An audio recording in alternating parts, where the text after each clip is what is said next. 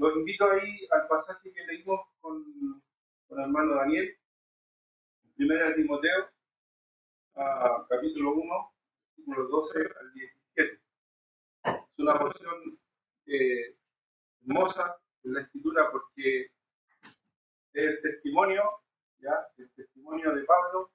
Él ha compartido su testimonio varias veces, sobre todo en el libro de los Hechos, ¿cierto? Ahí tenemos por lo menos en 3 oportunidades Pablo comparte su testimonio. También hay un registro en Gálatas, la carta de los Gálatas, en el capítulo 1. Ahí hace una cronología del apóstol Pablo de lo que fue todo desde el momento de conocer al Señor. Incluso él allí reconoce y dice que él entendió que había sido apartado por Dios desde el vientre de su madre. Y a veces de pronto vamos por la vida, ¿cierto?, pensando que nosotros vamos construyendo nuestro destino, nuestro camino. Así se nos enseña en estas culturas occidentales que hemos sido muy influenciados por la filosofía, ¿cierto?, el humanismo, y pensamos que nosotros vamos por la vida construyendo nuestro destino, nuestro camino, pero la verdad es que cuando conocemos al Señor, ¿cierto?, nos damos cuenta de que Él es Dios, que Él es soberano y que Él nos ha escogido desde antes de la fundación del mundo. Y eso es maravilloso, llegar a entender eso, ¿verdad? Y bueno, aquí Pablo describe algo interesante porque, como ustedes recordarán, ¿cierto?, y seguramente lo vieron en la enseñanza anterior, Pablo estaba justamente, le había pedido a Timoteo, ¿cierto? Timoteo era un joven compañero de Pablo, un hijo espiritual, ¿cierto? Y le pidió que se quedara en Éfeso, ¿ya? Dice ahí los primeros versículos, ¿verdad? Le tuvo que rogar, ¿ya? Dice, como te rogué que te quedaras en Éfeso. Al parecer no quería un poquito ahí, Timoteo estaba como un poco dubitativo, porque le tocaba enfrentar situaciones complicadas, ¿ya? A nadie le gusta enfrentar problemas, ¿cierto? Situaciones difíciles, ¿ya? Y en la iglesia, bueno, pasan situaciones difíciles, ¿ya? Ocurren complicaciones, problemas, ¿verdad? Y la iglesia necesita enriedarse nuevamente. De hecho, si ustedes se fijan conmigo, antes de que entremos al pasaje, yo estoy haciendo un contexto, ¿cierto?, para que podamos entender por qué Pablo va a contar su testimonio. Pero ahí en el capítulo 3, ya, de la carta de 1 Timoteo, en el versículo 15, ahí está el propósito de la carta. ¿Por qué Pablo le envía esta carta a Timoteo durante el tiempo que él se tiene que quedar ahí en Éfeso, ¿cierto?, en esta iglesia que fue fundada en el segundo viaje misionero? Y dice, para que citarlo, porque Pablo tenía pensado volver, ¿cierto? Lo había dejado ahí en Éfeso, pero tenía pensado volver. Para que citarlo, sepas cómo debes, ¿qué dice ahí? Conducirte. ¿En dónde? En la casa de Dios, que es la iglesia del Dios viviente, columna y baluarte de la verdad. Hermanos, hay algo que nosotros necesitamos recordar, ¿ya? Muy importante. ¿De quién es la iglesia? Ya. Entonces uno siempre tiene esa tendencia a decir, mi iglesia, está bien, no estoy diciendo que está mal que usted diga palabras fieles en mi iglesia, ¿ya? Pero la iglesia somos nosotros, somos los cristianos, somos los creyentes. Uno lo dice como una manera de pertenencia, ¿cierto?, de identificación, y está bien, ¿ya? Pero no tenemos que olvidar que la iglesia es de Dios, no es nuestra, ¿ya? Nosotros somos parte de la iglesia. Debemos darle gracias al Señor de que Él nos haya hecho parte de su iglesia. Y gloria a Dios por eso. si usted es parte de la iglesia, usted es parte de una familia, ¿ya? En la carta que Pablo le escribió a los Efesios, que era la iglesia donde estaba Timoteo, ¿cierto? Esta iglesia, Pablo dice ahí en el capítulo 2 que ahora somos miembros de la familia de Dios. Entonces la iglesia es una familia. Las familias tienen problemas, muchos, un montón. La iglesia también, ¿no? No existe la iglesia perfecta, esto lo hemos dicho un montón de veces, ¿cierto? Pero el Señor nos da los parámetros, las directrices, las enseñanzas, es decir, no necesitamos nosotros ponernos creativos, ¿ya? Con la iglesia. El Señor ya dijo cómo debía ser la iglesia. El Señor Jesucristo, en Mateo capítulo 16, ¿cierto? Él fue la primera vez que aparece la iglesia en la Biblia, fue Jesús quien la nombró. Y ahí en Mateo 16, 18 dice, yo edificaré mi iglesia y las puertas del Hades no prevalecerán contra ella. Entonces Jesús prometió que él iba a edificar su iglesia. Así que la iglesia es de Dios.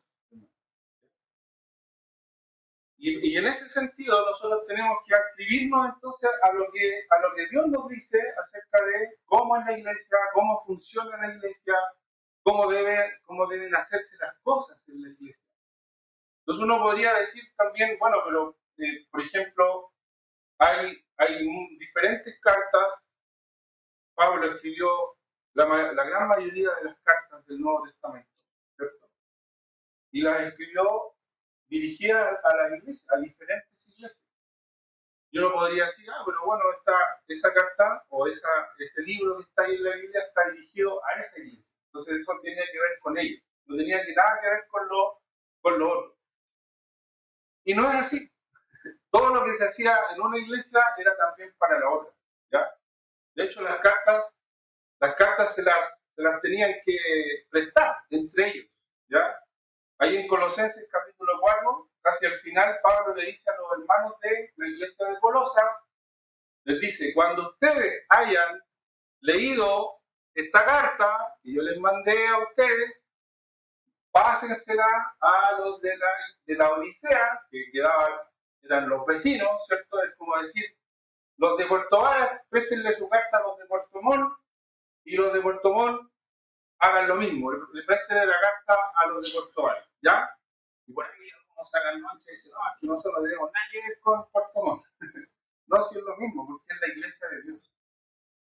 Está en diferentes lugares, representada, pero es una sola iglesia, ¿cierto? Es la iglesia del Dios viviente, columna y baluarte de la vida.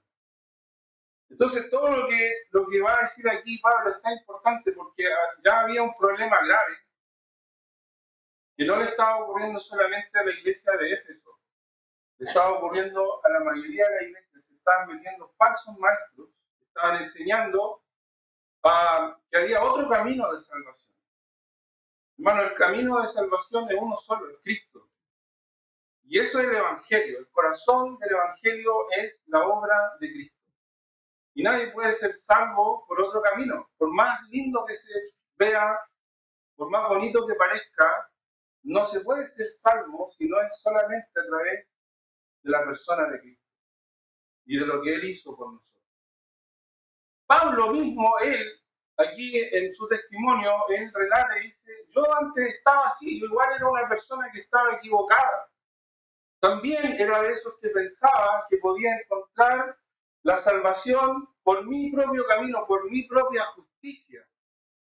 Y ese era el problema, que había unos que estaban ahí en la iglesia, ¿cierto?, enseñando de que podían salvarse por medio de las obras de la ley. Las obras de la ley no salvan. Nadie se puede salvar por obras. Porque ¿cómo va a estar usted seguro de la cantidad de obras que tenga que hacer para poder ser aceptado delante de Dios? Imposible. No le va a alcanzar la vida para hacer cosas buenas que puedan cubrir los pecados y las maldades que hemos cometido contra Dios. Entonces Pablo, cuando él entiende esto, cuando él se dio cuenta de lo equivocado que estaba, él se dio cuenta del gran amor de Dios por ellos, de la gran misericordia, de la gracia. Y eso es lo que va a exaltar aquí en su testimonio. Por eso que él cuando está hablando de esto, ¿cierto? Él hace una lista en los versículos, antes del versículo 12, ¿cierto? Desde el versículo 9 en adelante, él está diciendo no que la ley no es mala, sino que la ley, el propósito que tiene es revelar el pecado. Y cuando el pecado sale a la luz, el pecador lo que tiene que hacer es reconocer su pecado, darse cuenta de lo perdido que está y buscar la salvación, ¿cierto? En este caso es la salvación que nos ofrece el Señor. Pablo se dio cuenta de eso. El Señor le mostró, ¿cierto?, lo perdido que él estaba. Y cuando él comprendió la misericordia y la gracia de Dios, entonces se dio cuenta de que esto era algo maravilloso, ¿verdad? Por eso que, fíjense, aquí él 2 veces menciona en el versículo 13, hay una frase que se repite después en el versículo 16. ¿Cuál es esa frase? Versículo 13 y después versículo 16. ¿Cuál es esa frase que se repite? Fui recibido a misericordia, ¿ya? Pero no solamente él quiere hablar aquí de la misericordia, él también quiere hablar, como dice en el versículo 14, dice, pero la gracia de nuestro Señor fue más abundante. Y ahí la palabra está traducido así, pero la palabra en el idioma original tiene una cláusula muy importante, un sufijo que se llama, el sufijo es una palabrita que se le agrega a las palabras, ¿cierto? Como para darle más importancia, más realce, ¿ya? Y en griego esa palabra es huper caris, ¿ya? Eso es lo que quiere decir. Nosotros tenemos una palabra parecida al huper o al huper, es la palabra hiper, ¿cierto? Por ejemplo, decimos hipermercado. En realidad no usamos mucho el hipermercado, supermercado no. Pero el hipermercado, ¿qué significa? Que es un supermercado gigante, ¿cierto? Muy grande. Y eso es lo que quiere decir aquí Pablo. Él descubrió, entendió que la gracia, el cariz de Dios, la gracia de Dios era tan grande, era tan sublime como ese himno que cantamos, ¿cierto? Sublime gracia, ¿verdad? Interesante porque ese himno, ustedes saben quién lo escribió un hombre que se llamaba John Newton, ¿cierto? No Isaac Newton, no es el que se le cayó la manzana en la cabeza. John Newton era un esclavista inglés, ¿cierto? Él trabajó ahí vendiendo esclavos, navegaba, llevaba esclavos de África, ¿cierto?, a Inglaterra y de Inglaterra al Nuevo Mundo, ¿verdad? Él era un esclavista y se degradó él a tal punto que él mismo en un momento se convirtió en un esclavo. Él mismo llegó a estar esclavo en una de esas galeras, en uno de esos barcos de esclavos. Pero gracias a Dios, el Señor lo rescató, lo sacó de ahí, ¿verdad? Y por eso cuando él miraba su vida y todas las cosas que él hizo, cómo él vivió en ese tiempo que trabajaba, en esa labor tan deplorable, él escribió ese himno, sublime gracia, ¿cierto? Que a un vil pecador salvó, ¿verdad? ¿Alastado? Sí, me imagino. Y él dijo, una de las cosas que John Newton dijo al final de su vida, cuando ya era un viejito, porque murió viejito, él dijo, él después se convirtió en predicador, en pastor, fue algo parecido a lo que le pasó a Pablo, ¿te das cuenta? Pablo era como dice aquí él mismo, ¿cierto? ¿Cómo se describe él? Ahí en el versículo 13, fíjese, él dice 3 cosas acerca de lo que era su vida antes de conocer a Cristo. Habiendo yo sido antes un blasfemo, ya vamos a ver lo que significa blasfemia, perseguidor e injuriador. Mire, esto es lo que era. ¿Se da cuenta? Entonces John Newton, él dijo casi al final de su vida, hay muchas cosas que ya por la edad se me olvidan, ¿cierto? Uno llega a un punto que ya las cositas se le empiezan a olvidar. Eso es señal de que nos vamos poniendo viejos, por si acaso, si no sabían. Y él dijo, hay muchas cosas que a mí se me olvidan a esta altura de mi vida. Pero hay dos cosas que nunca voy a olvidar. Que fui un gran pecador y que Cristo es un gran. Qué maravilloso. Ahora Pablo, cuando comparte su testimonio, hay tres cosas que él resalta allí al compartir su testimonio. ¿Ya? En primer lugar, cuando él comparte su testimonio, él da gracias. Fíjese cómo comienza el versículo 12. ¿Qué dice la primera frase? Doy gracias.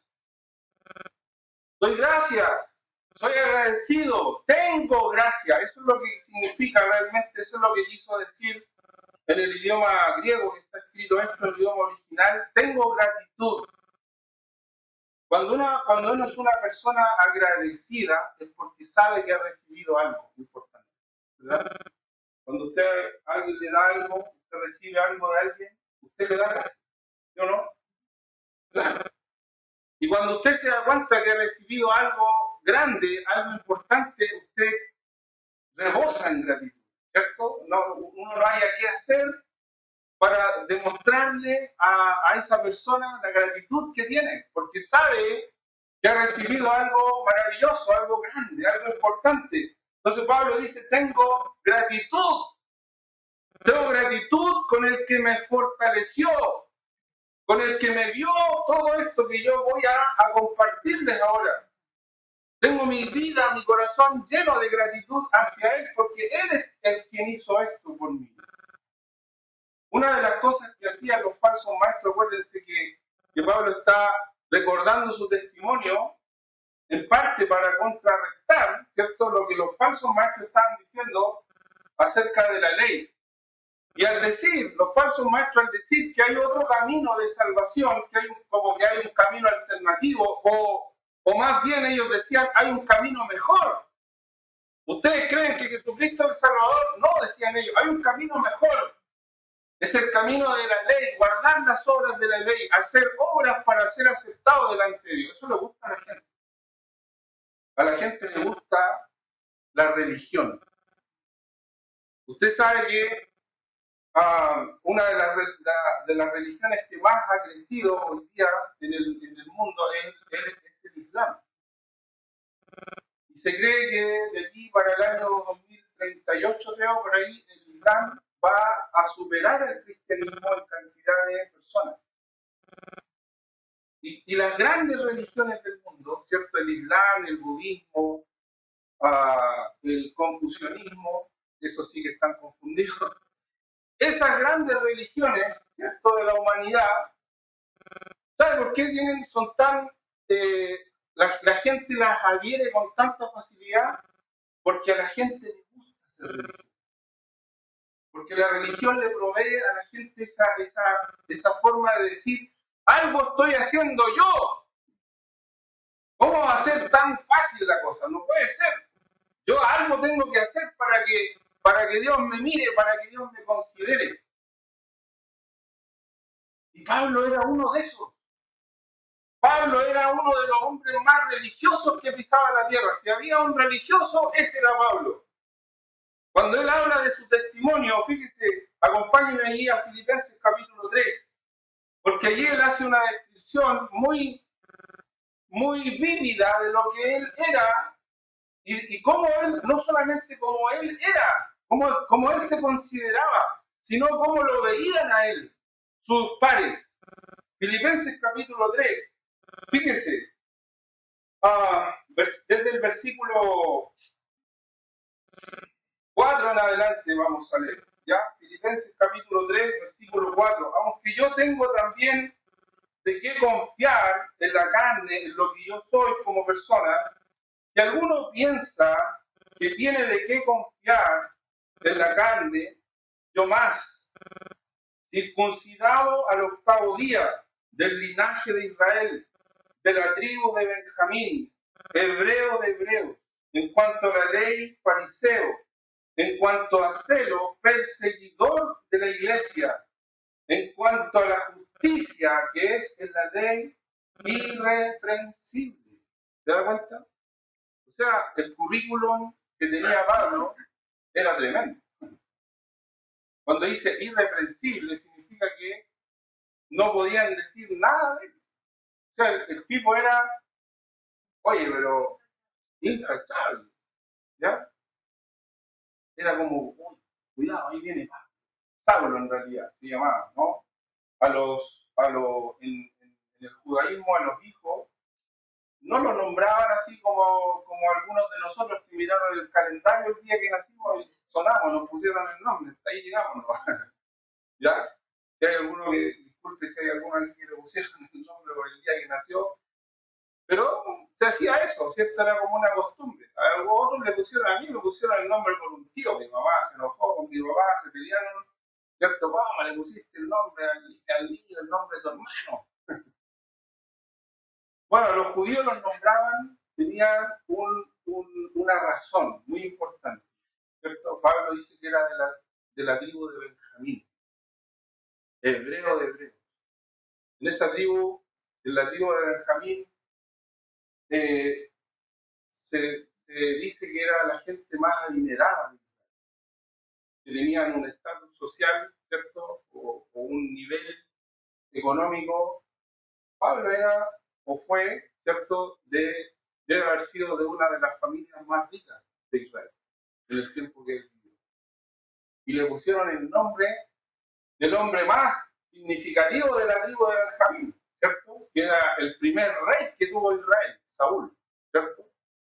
Entonces él recibe ese nombre. Era como una cosa, ¿qué nombre le vamos a poner a nuestro hijo? Démosle un nombre que demuestre quién es Saúl. ¿Ya? Entonces, cuando Pablo conoce al Señor, cuando él llega a Cristo, como dice aquí, ¿cierto? El versículo 7, de Filipenses 3, hay un pero, ¿cierto? El pero es una cláusula en griego muy fuerte. Para nosotros lo vemos como un contraste, ¿no? ¿Cierto? En griego se le llama cláusula adversativa. ¿Qué significa eso? Es una cosa muy marcada.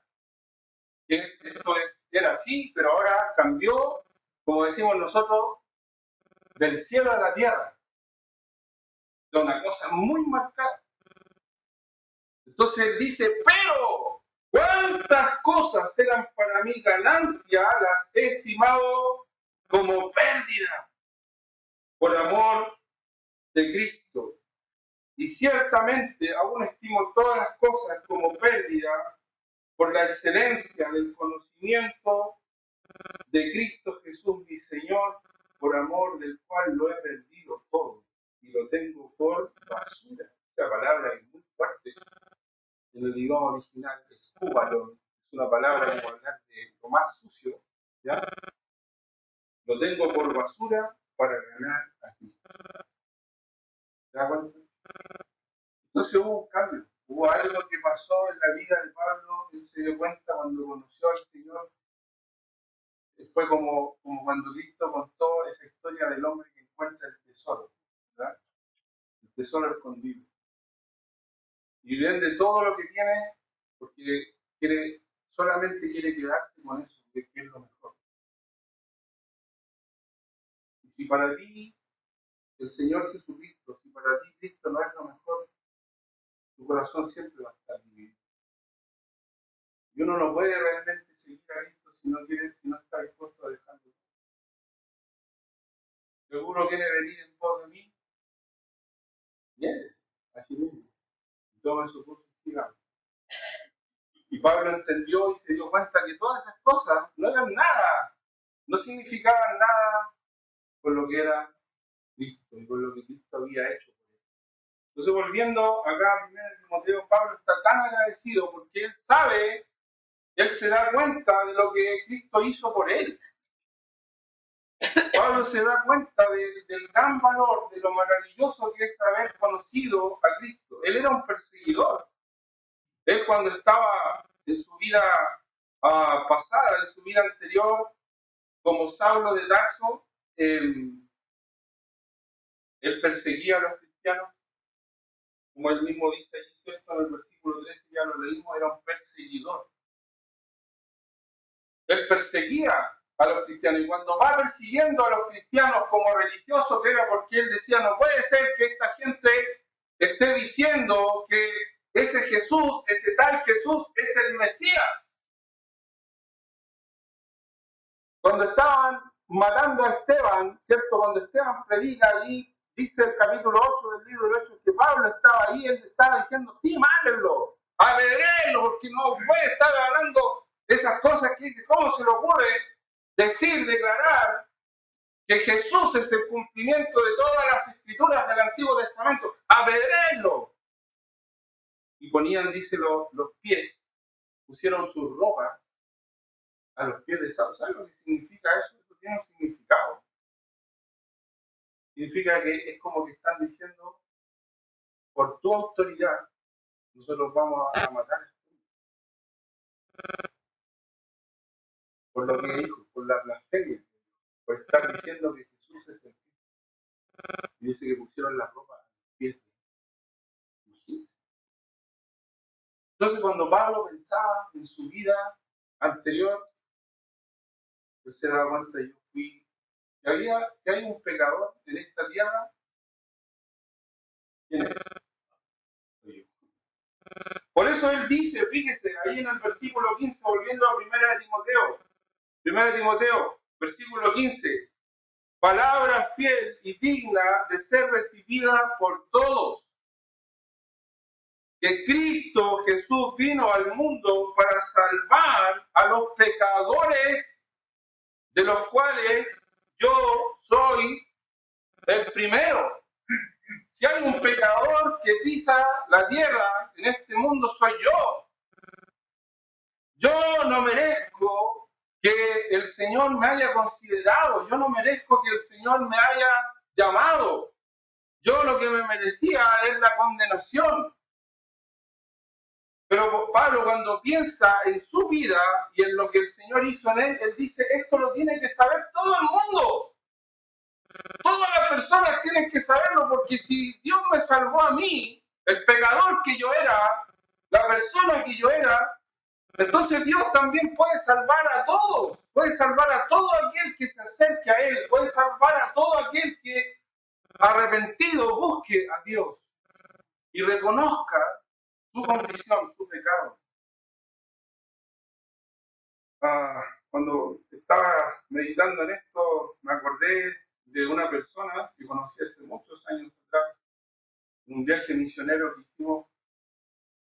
Estaba predicando el hermano y nos pidieron a varios de los alumnos del seminario del instituto que nos fijáramos así como en la gente. Y había mucha gente en ese lugar y nos pidieron, fíjense las personas, y si hay alguien que responda al evangelio, al mensaje, después al final acérquense a alguien para hablarle, para aconsejarle, para decirle si acaso quiere conocer más al Señor y todo. Yo me fijé en una persona que la miraba y yo me fijé que esa persona estaba llorando. Lágrimas corrían, los ojos se secaban normalmente las lágrimas. Bueno, creo que varios nos fijamos en esa persona. Y tuve el privilegio de acercarme a ella. Después al final de la reunión, como nos habían mandado, y yo me acerqué a esa persona y le dije, ¿te gustaría que conversáramos un poco más para hablar por ustedes? Y quedamos en un lugar sentado ahí, hablando. Y yo le dije, le vi que usted estaba muy conmovido por la predicación, por la palabra. Y me dijo, tú no sabes.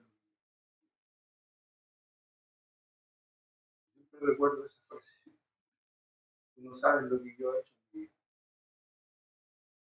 Y bueno, yo habíamos orado, nos habíamos preparado, así como, Señor, ayúdanos, dame sabiduría, ¿cierto? Para cuando nos toque hablar, si nos toca hablar con alguien que... Entonces, yo estaba ahí, así como, ¿qué le digo?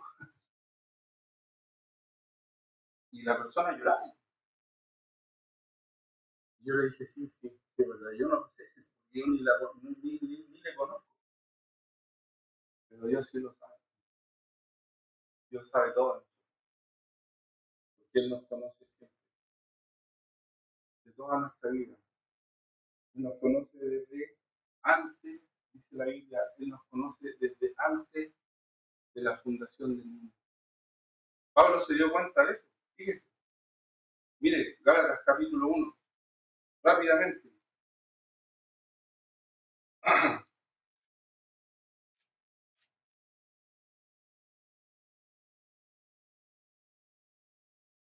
Versículo 15. Si alguien me puede ayudar con la lectura. Gálatas capítulo 1, versículo 15. Pero cuando agradó Dios, me apartó del cielo me llamó por su gracia. Revelar a su Hijo en mí, ¿cierto? Dice a continuación. ¿Ya? Pero cuando agradó a Dios que me apartó desde el vientre de mi madre. ¿De cuándo que Dios conocía a Pablo? De siempre. ¿De cuándo Dios te conoce? Dios te conoce de siempre. Siempre te ha conocido. Dios siempre te ha conocido, siempre te ha visto. Yo, o cualquiera de los que estamos aquí, no conocemos mucho de nuestro pasado, pero eso no importa. Dios te conoce. Dios sabe quién eres. Y Dios sabe por qué estás aquí.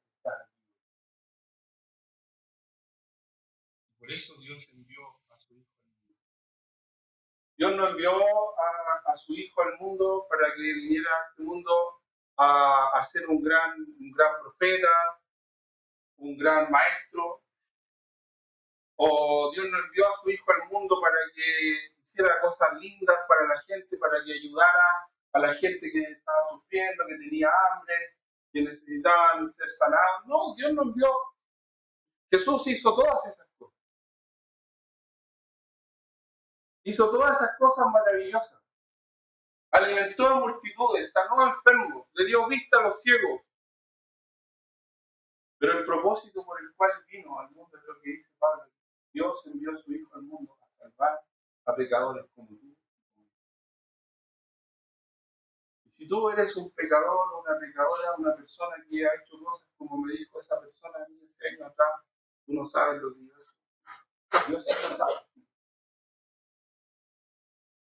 Y por ese gran amor y esa gran misericordia, como va aquí Pablo describiendo, fui recibido a misericordia. Él me acogió, Él me dio algo tan grande, tan maravilloso. Y es importante que entendamos la relación que hay y la diferencia que hay. La relación y la diferencia que hay entre la misericordia y la gracia. Porque son dos cosas importantes. Pablo habla aquí de ambas, ¿cierto? Él dice, fui recibido a misericordia dos veces, versículo 13 y versículo 16, ¿verdad? Pero habla de la gracia. Sin estas dos cosas, sin la misericordia y sin la gracia de Dios, no podríamos ser salvos. ¿Qué es la misericordia? La misericordia es que Dios no nos da lo que nosotros merecemos. Él retiene por esa gran compasión, por esa gran clemencia, Dios retiene su castigo. Porque ¿qué merecemos nosotros? La Biblia dice, la paga del pecado es muerte. Pero tú dices, bueno, pero si vamos a morir igual, todas las personas mueren. Esa es la única estadística perfecta que hay. ¿Cierto? Todas las estadísticas dicen, el 98, el 70, el 40, no hay ninguna estadística que sea el 100%. Esta sí. De 10 personas que nacen en este mundo, 10 van a morir. ¿Ves? Es la única estadística perfecta. Entonces te dice, oye, pero sí, bueno, vamos a morir igual, pero la Biblia habla de una muerte que es mucho más grande. No solo la muerte física, que todos vamos a morir. Más temprano que tarde vamos a morir. Pero la Biblia habla de una muerte segunda, en Apocalipsis capítulo 20. Y esa sí que está. ¿Sabes cuál es la muerte segunda? Es quedar separado eternamente de Dios por causa del pecado, por haber rechazado a Cristo, por no haber creído, por no haber confiado en el único que te podía haber salvado, porque Él hizo su obra de salvación, porque Él vino para eso, vino a salvar a los pecadores. Pero si tú no reconoces a Cristo, no solo vas a morir un día aquí en este mundo y te vas a ir, y eso es la muerte es separación. Cuando uno muere se separa el alma del cuerpo, del espíritu, y quedas separado para siempre de tus seres queridos. Porque te moriste. Pero lo peor es estar separado. Esa sí que es la muerte verdadera. Y esa sí que es la muerte terrible. Y para eso vino Cristo. Jesucristo vino para Él ser el camino al Padre. Jesús dijo, yo soy el camino, la verdad y la vida. Nadie viene al Padre sino por mí. Pablo, él era un religioso y pensaba que él estaba construyendo su camino a Dios. Pero cuando él se dio cuenta de que estaba errado, estaba equivocado, que él estaba tan perdido, él se dio cuenta que el camino era Dios. Por eso que él dice aquí, Jesucristo a eso vino a salvar a los pecadores. Y él puede ser tu salvador también. Pero si tú no lo reconoces, si tú no confiesas que Jesucristo es el Señor, si tú no crees que Él vino a morir en la cruz y la obra que Él hizo, la hizo por ti, por mí, por cada uno de nosotros, entonces es imposible. Porque tú tienes que creer, tienes que confiar en Él y reconocerlo como el único y suficiente. Pablo no solamente estaba agradecido, él tenía memoria, ¿se da cuenta? Él recordaba todo. Hay personas a veces que creen que la salvación es como borrón y cuenta nueva. Y como que dicen, oye, ahora entonces puedo vivir y seguir haciendo lo que quiera, por si total Dios me perdona. Él es misericordioso, lleno de gracia, de misericordia. No, cuidado. Romanos capítulo 6. ¿Pecaremos pues para que la gracia abunde? No, en ninguna manera. Esto no es un cheque en blanco. Cuidado. No tienes que olvidar lo que Cristo hizo por ti. Acabamos de celebrar la cena del Señor. Nosotros no adoramos los símbolos. Los símbolos son el pan y la copa. Son símbolos. Representan lo que Cristo hizo por nosotros. Recordamos, cantamos una alabanza, decía, recordamos. ¿Qué recordamos? Recordamos eso. Que somos pecadores perdonados, recibidos por Dios. Él nos recibió a nosotros.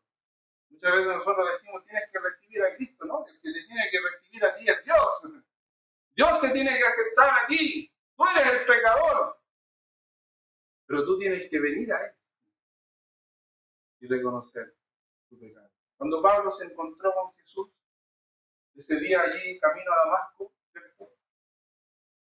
Él iba con cartas de los religiosos, de los sacerdotes, para aprender a todos los cristianos que encontraban en el camino, y se le aparece Jesús, Hechos capítulo 9, y se cae de su cabalgadura, cae al suelo, ve una luz, un resplandor, ¿cierto? Y Jesús le habla, ¿por qué me persigue? Y ahí él se dio cuenta que él en realidad estaba persiguiendo a Cristo. Estaba persiguiendo, buscando a los cristianos, pero Jesús se le aparece y le dice, ¿por qué me persigue? Por eso que él dice, yo era un blasfemo, ¿cierto? La blasfemia es decir cosas contra Dios. Decir que Dios no es la persona que es. O incluso ponerse en el lugar de Dios. Eso es una blasfemia. Por eso que por ejemplo, a Jesús a veces lo consideraban blasfemo, ¿cierto? En los evangelios, porque él, por ejemplo, él perdonaba pecados. Y los religiosos decían, ¿cómo puede ser esto? Incluso lo quisieron apedrear en ciertas oportunidades. Miren la blasfemia que está diciendo, eso solamente lo puede hacer Dios. Y Pablo era un blasfemo. ¿Por qué? Porque él hacía incluso que los mismos cristianos blasfemaran de Dios. Mira, rápidamente acompáñame a Hechos capítulo 26. Hechos capítulo 26.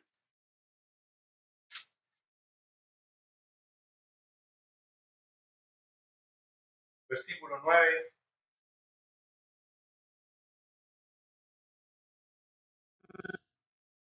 al 11. Yo ciertamente, aquí está contando su testimonio otra vez Pablo, yo ciertamente había creído mi deber hacer muchas cosas contra el nombre de Jesús de Nazaret, lo cual también hice en Jerusalén. Yo encerré en cárceles a muchos de los santos, habiendo recibido poderes de los principales sacerdotes, y cuando los mataron, yo di mi voto, como cuando murió Esteban, ¿se acuerdan? Y muchas veces, fíjense lo que dice acá, versículo 11, muchas veces castigándolos en todas las sinagogas, los forcé a ¿qué cosa? A blasfemar. ¿Se da cuenta? ¿Crees en Cristo? Sí, pero mira. ¿Crees en Cristo? Sí. Eso hizo Pablo. Los obligó a negar a Cristo. Los obligaba a decir que Cristo no era, Jesús no era el Mesías, el Cristo. Los forcé a blasfemar y enfurecido, dice, sobremanera contra ellos, los perseguí hasta en las ciudades extranjeras. ¿Se da cuenta? Por eso él dice, ¿cierto? Allí yo fui esto. A él no se le borró la memoria. No se olvidó quién era. Pero le daba gracias. Porque dice, yo eso era. Por eso dice el versículo, ¿se da cuenta ahí el versículo 13? Ahí está la cláusula adversativa. Más Alá, no es Alá del Alá del Dios de los musulmanes. Se escribe así en griego la palabra. ¿Ya? Más fui recibido a misericordia. Un cambio. Hubo un antes y un después. Y lo mismo dice en el versículo 16. Pero por esto fui recibido. Entonces Pablo no solamente era una persona agradecida, era una persona con memoria. Finalmente él entendió que había un gran propósito para su vida. Y al entender el propósito de su salvación, de lo que Dios había hecho de él, Pablo termina alabando, adorando. Fíjese lo que dice, pero por esto fui recibido a misericordia para que Jesucristo mostrase en mí, el primero, toda su clemencia para, como dice allí, para ejemplo. La palabra ejemplo es la palabra patrón, pero no el patrón del jefe, que nos manda a hacer las cosas, ¿no? Sino que el patrón cuando hablamos de algo que es un exacto, ¿cierto? Algo como, ¿se acuerdan? ¿Alguna vez alguien usó una máquina de escribir de esas antiguas que había? No, yo soy el único antiguo acá que... ya ves, ya sé. Ya, las máquinas tenían las letras estaban en un fierrito, en una cosita, ¿cierto? Y uno apretaba la tecla, y la tecla golpeaba la cinta, ¿verdad? Y quedaba marcado. Ese era un patrón. ¿Ya? Entonces Pablo dice, miren, lo que hizo Dios conmigo. ¿Sabe por qué lo hizo? Lo hizo para ponerme a mí como un ejemplo, como un patrón, para que todos los que habrían de creer fueran salvos de la misma forma, por la gracia, por la misericordia de Dios. Y nadie podría decir, no, yo no puedo ser salvo, como esa persona que me dijo a mí, no, usted no sabe lo que yo he hecho. No importa que yo no lo sepa, Dios lo sabe. Y Dios te quiere salvar. Y Dios salvó a Pablo, y Dios salvó a John Newton, el autor de Sublime Gracia. Y Dios me salvó a mí, ¿sabes qué? Dios te puede salvar a ti. De eso estamos seguros. Y Pablo termina, dice, por ejemplo, de los que habrían de creer en él para vida eterna. Eso es lo que tiene. ¿Crees en Jesucristo? ¿Crees que Jesucristo es el Hijo de Dios? ¿Crees que Él vino a este mundo para salvar a pecadores como tú, como yo? ¿Crees que su muerte en la cruz, su sangre derramada se derramó por ti para lavar tus pecados. ¿Crees que Él fue puesto en una tumba y resucitó al tercer día? ¿Crees que ahora Él es el Hijo de Dios sentado a la diestra de Dios y que va a volver por segunda vez a este mundo? ¿Crees eso? Si puedes creer eso, entonces significa que tú también puedes ser un hijo. No seas hijo de Dios por las obras. No tienes que ganarte el favor de Dios. Tienes que recibir el favor como un regalo de su gracia. Pablo le escribió a esta iglesia ese versículo maravilloso que no sabemos de memoria, yo creo a muchos, porque por gracia sois salvos, por medio de gracia, esto no de vosotros. Pablo termina su testimonio con una adoración, con una alabanza. ¿Cómo no va a ser así? ¿Cómo no vamos a alabar, a adorar a Dios por lo que Él hizo por nosotros? Él dice, por tanto, en consecuencia, en conclusión, versículo 17, de todo esto, de lo que Dios ha hecho en mí, para que sea un ejemplo para muchos, por tanto, al Rey de los siglos, inmortal, invisible, al único, sabio Dios, da honor y gloria por los siglos de los siglos. Qué maravilloso.